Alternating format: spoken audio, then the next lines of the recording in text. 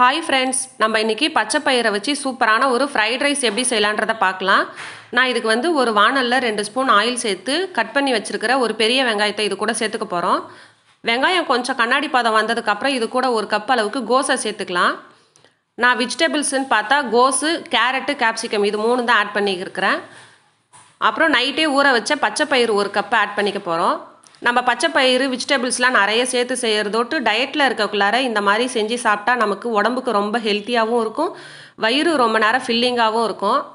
இதில் வந்து வெஜிடபிள்ஸோட அளவு தான் அதிகமாக இருக்கும், ரைஸோட அளவு கம்மியாக தான் இருக்கும். இப்போ ஸ்பைசிக்காக கொஞ்சமாக கரம் மசாலா, பெப்பர், சால்ட் இது 3 சேர்த்து நல்லா கொஞ்சம் வதங்கினதுக்கப்புறம் நான் இது கூட ஒரு கப் அளவுக்கு ரைஸை வடித்து ஆற வச்சு இது கூட சேர்த்துக்கலாம். அவ்வளோதான், நம்மளோட பச்சை பயிறு ஃப்ரைட் ரைஸ் ரெடி ஆகிடுச்சு. இந்த மாதிரி ஹெல்த்தியான ரெசிபிக்கு நம்மளோட பார்த்தா விலாஸ் சேனலை சப்ஸ்கிரைப் பண்ணிக்கோங்க. Thank you friends.